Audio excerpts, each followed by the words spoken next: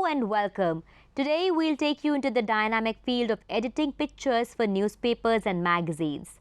This is an exciting and creative area where we communicate with photographs. I am Sakshi Mandwal and our subject expert today is Radhika Khanna, Assistant Professor in Pondicherry University. In this session, we start with the power of pictures as a medium of communication. We then discuss the working of photojournalists and the qualities required to succeed. We'll also look at the working of photo editors and the ethical considerations to be followed. All through, we will share some of the best pictures taken by most prominent photojournalists.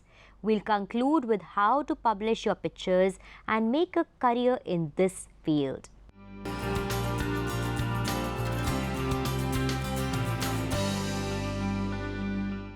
Introduction.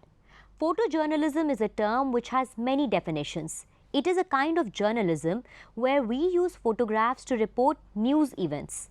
It is widely accepted that photojournalism is photography serving a descriptive purpose with the function of recording and reporting things as they are. In the earlier sessions, we have seen how photojournalism emerged in the world and specifically in India, and also the elements and principles that govern photography. The history of photojournalism is rich with examples that exemplify the power of pictures in terms of the impact it had on its audience. Photojournalism was the beginning of visual journalism, where the news was reported not in words but was captured as photographs.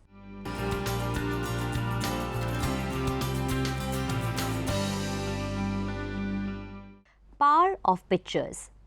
Because of the tremendous advance in photography and its increasing popularity, pictures from films, television, video and digital media are all claiming our attention. The inventory started in 1839 when the first photograph was taken. Some of the most important pictures that newspapers and magazines have brought to the attention for over 100 years included photographs of important events, both happy and sad. For example, the sinking of the Titanic in 1912 was reported amongst many others in New Yorker. In 1930s, the economic depression that originated in the US was covered extensively, during which time Dorothea Lange's photograph titled "The Migrant Mother" drew a lot of attention and appreciation. War photographers like Robert Capa, Don McCullin, Nick Uti and Margaret Bourke-White went out of their way to cover wars. The photographs that they clicked were widely published in newspapers and magazines, which caught the attention of the people from all over the world. These photographs showed the true horrors of the war to the world. The pictures for newspapers and magazines don't always have to be about historic events or politically important moments. Apart from what is called spot news, there are other kinds of stories like features and articles on a wide range of subjects, including sports, wildlife, fashion, or even food. There can be pictures depicting festivals and celebrations.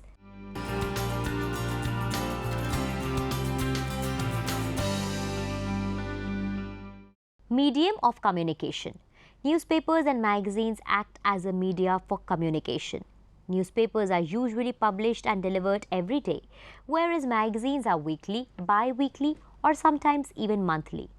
Newspapers are generally grouped into two types: broadsheets and tabloids. The distinction involves the size of the printed page. A broadsheet newspaper has a large page size, roughly 14 into 22, and is folded in half in the middle of the front page. Most broadsheet papers are printed in several different sections and then assembled.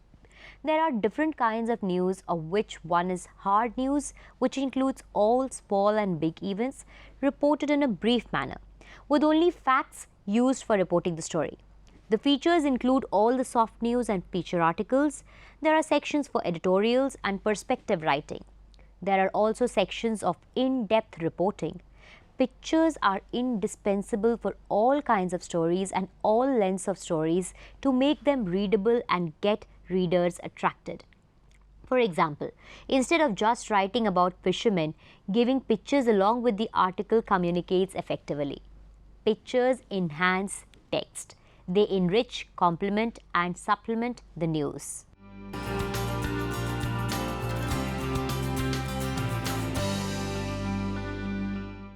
Working as a photojournalist. As seen in earlier sessions, learning the photographic process is the first requirement to be a photojournalist.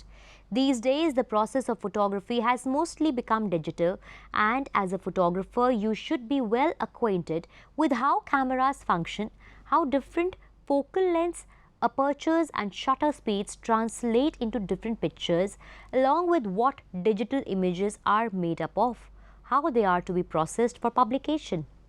Photographs taken with smartphones are also being used increasingly. As a photojournalist, you are the author of the story too. As is a habit with most photojournalists, they do not get much involved in the making of a story. They think, as do most others, that the journalist who is writing the story for the newspaper is the sole author of the story. However, with more involvement, a photojournalist can elevate from simply shooting pictures. Prashant Panjiar, who has worked for India's two best magazines, India Today and Outlook, is a self-taught photographer, advises strongly. Do not take up photography if you are not passionate about it. Most importantly, photojournalism is a challenging profession. Opportunities are less, competition is high.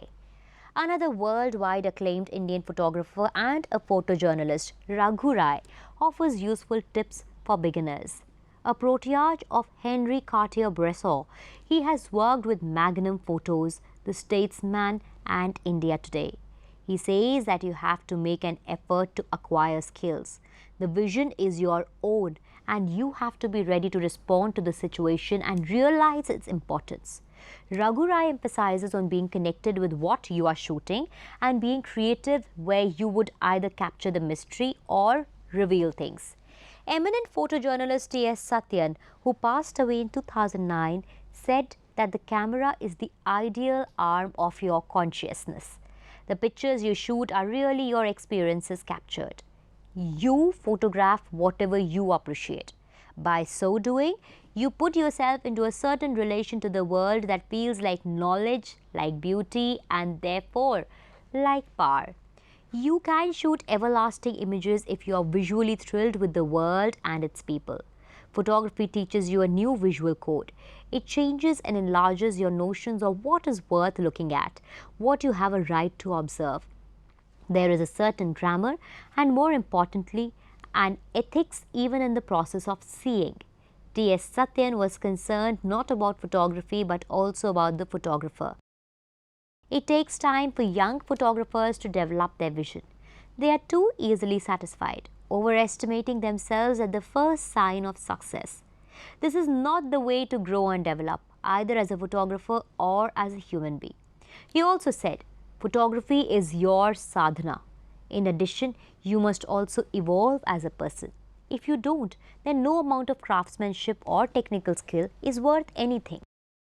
These notable Indian photojournalists have lifted photojournalism to an important act of being and seeing, where your judgment and selection determine the work that you do, which is much more than just doing a job.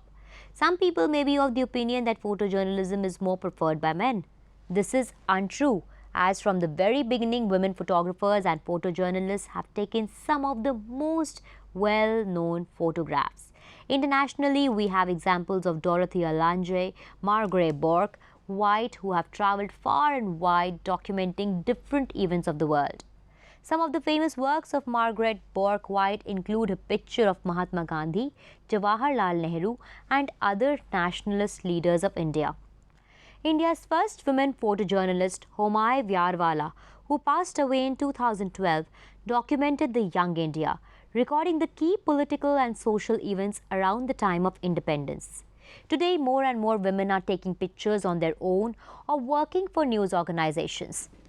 Ashmita Parelkar, Olia Moravan and Janatul Mawa are some examples of contemporary women photographers submitting diverse works.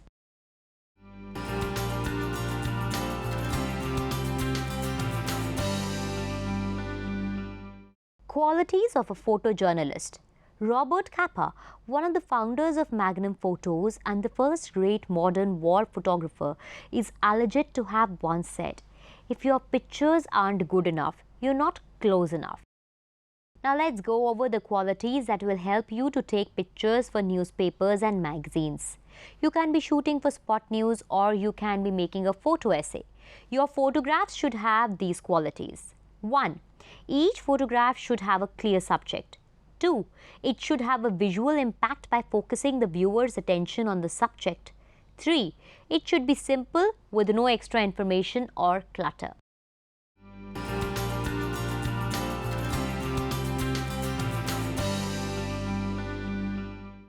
What does it take to succeed?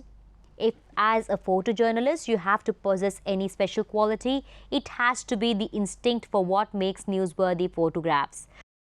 Just knowing the theoretical concepts are not enough. A nose for news and eye for good composition makes a world of difference. The moment is very valuable in news photography. Even a technically moderate picture of the right moment is acceptable, but failing to capture the moment is not. As a photojournalist, you must be well read about the subject you are photographing. You have to be educated about the society you live in, the people and their culture. You should be able to tell their stories with as little words and as many emotions as possible. Artistic ability. As a photographer, you should be able to artistically judge and evaluate your subject. A photographer must have an eye for good photos and be able to take quick decisions on the usage of colors, shades, lights and shadows. These skills can be developed by more and more practical and critical reviewing of your own work. With more experience comes better compositions and frames and better photos. Judgment of what is a good frame and what is a cluttered frame is what differentiates a good photograph from the rest. Computer skills. As a photographer, sometimes you will have to do your own post-production work. During this, you must be careful not to overlook details and must be thorough while editing photographs. In addition, and most importantly, photographers accumulate many photographs and must maintain them in an orderly fashion. You should be comfortable working with computers and software that can help you in your work. As we delve deeper and deeper into the digital world, keeping abreast with the changing technologies is a must for all photojournalists. Knowing the basics of photo editing software to clean up your photograph and optimize it for various purposes saves you a lot of time and money and increases your technical abilities. Also, with computers, you can maintain a digital portfolio of your work ready to be shared with anyone with just a click. Business skills. As photojournalists, sometimes you can work as a freelancer. You need to have basic business and marketing skills to be able to reach out to potential clients and agencies and get paid for your work. You should try to reach out to different publications with a portfolio of your work and build your professional network. However, you should be careful that your business skills do not cloud your ethical judgment.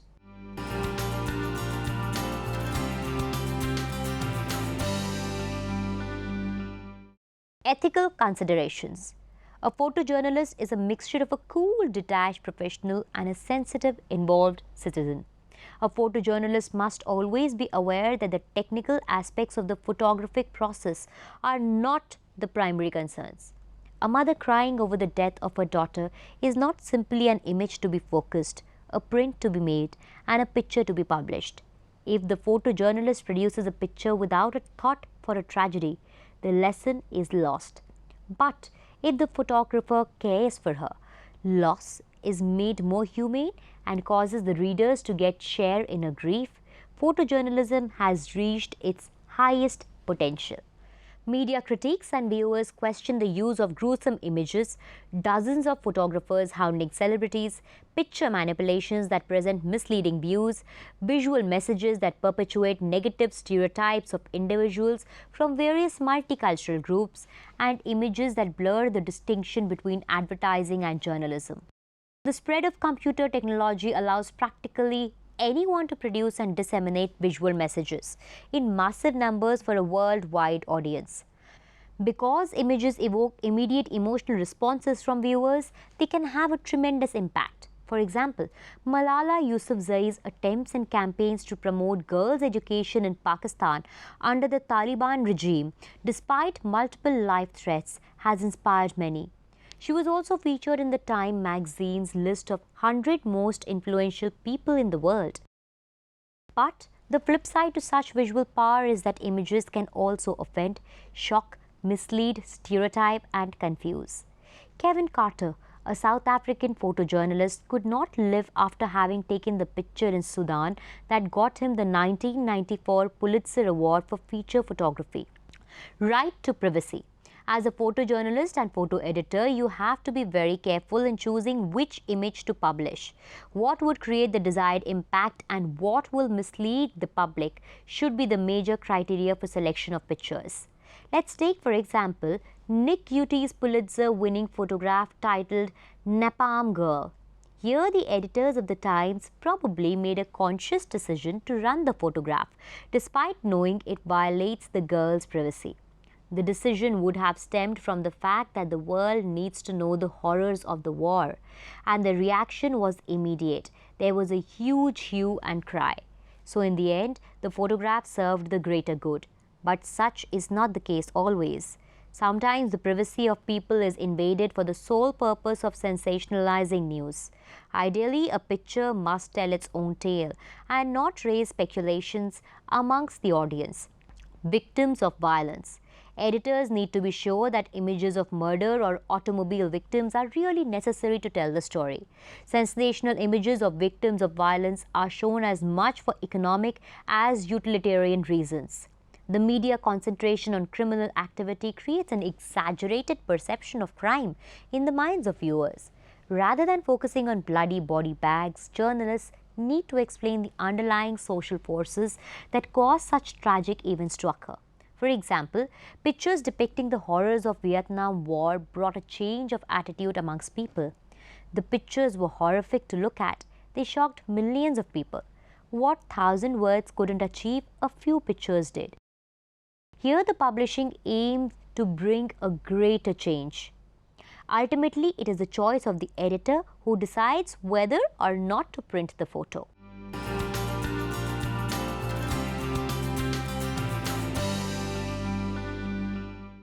Working as a photo editor.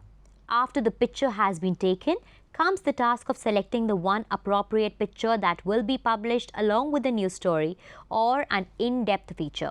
Photo editors have an important role to play in selecting the suitable picture out of hundreds or more pictures available for selection. You can also train yourself to be ready to take on the work of a photo editor. You would have to develop your judgment skills, both for content and technical standards in photography. Also, a photojournalist has to help the photo editor by selecting the best photographs that she or he has to offer for publication. The photo editor would then select the picture keeping in mind all the ethical considerations we have discussed. The photo editor would be careful before doing any photo manipulation, as it is not recommended in photojournalism. Photojournalists are expected to work with a strong sense of journalistic values such as truthfulness, objectivity, and fairness. The images you bring in must be accurate, timely, and visually stimulating so that they help viewers relate with the news being told. As a photo editor, you would have to have certain criteria based on these values, which will help you select the right picture that is able to convey what is happening during a particular moment in time. It is important to remember that our photographs serve as evidence that these events we have recorded with our cameras have occurred. While on the subject of photo captions, which are really important for most pictures that we see in newspapers and magazines, we should keep in mind that these too adhere to the journalistic principles and values. Incorrect and false photo captions are unacceptable if we are to keep our reputation as a credible news organization. For example, the World Press Photo Award of Photographer of the Year in 2013 was awarded to Paolo Pellegrin. He is an established photojournalist who has published widely through Magnum Photo Agency.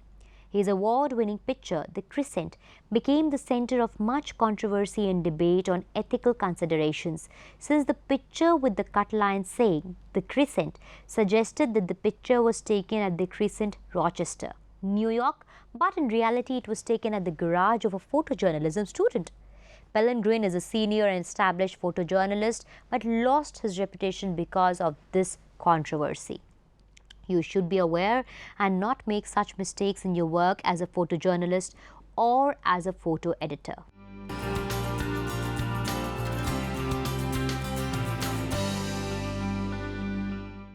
Publishing your pictures. The job of a photojournalist does not end with just taking photos. The next step is to get your work published. There are several ways in which you can get your work published. You can work for a newspaper, magazine, media agency, or be a freelancer. Many newspapers and magazines have designated number of staff photographers who are expected to cover different news stories as per the requirements of the newspaper. Apart from staff photographers, a news organization also relies on stringers or freelancers for photographs. The news organization may not be able to send its staff photographers to remote parts of the country. So when such a need arises, freelancers can send their photos for publishing. For example, Stephen Amritraj, an Indian freelance documentary photographer, extensively covered the Kudankulam nuclear plant issue and the protests of the common people. His work was widely published in newspapers and magazines and drew attention from authorities and public alike.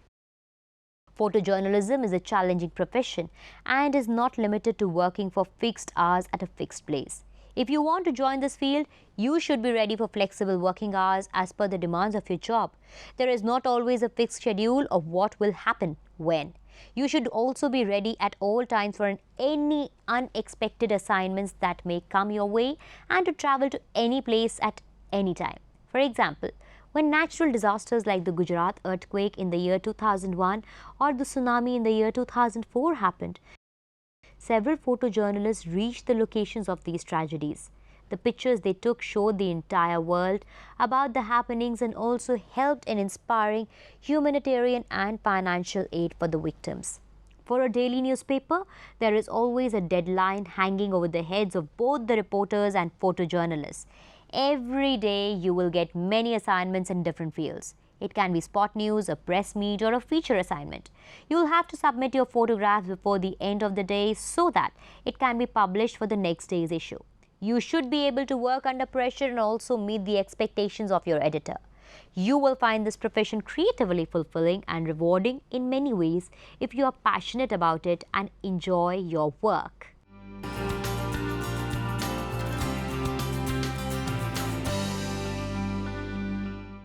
Conclusion. Photojournalism is a global practice in which a single community of photographers, editors, publishers, agents and readers enjoy access to every story that appears in print everywhere around the world. You can be a staff photographer with a news agency or be a freelance photojournalist and offer your pictures to news agencies. Either way, you have to tell stories through your pictures. The pictures that you take should complement and supplement the text that it accompanies. And remember, the wrong picture, just like the wrong words, can give rise to serious legal problems. If you have any doubts about whether a picture could be libelous or crosses the threshold for taste and decency, ask your editor. The text and photographs should together present the reader with an understandable, engaging picture of your subject. But the writing and the photos should each stand on their own and also be integrated for presentation. Captions need to be accurate, up to date, should add to the story and must not be cut and pasted from the main copy. When you go out to shoot, do not forget to take care, right from the smallest requirement of taking fully charged batteries or a charged smartphone to a larger considerations of being ethical. Be mindful and pay attention to details. When an event is unfolding before your eyes, you must know when to click in order to freeze the essence of the situation. The decisive moment, as it is called. If you have enjoyed seeing the wide range of pictures here, prepare yourself over a period of time. Start taking pictures today. At the end of the day, you will have the satisfaction that your pictures are telling a story and also making a difference. Without being preachy, you can sensitize, motivate, activate the conscience and subtly show people the need to search their own hearts.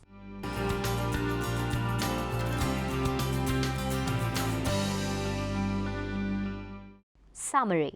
In this session, we learned how pictures are used for newspapers and magazines. Any news item on a newspaper or a magazine is incomplete without pictures.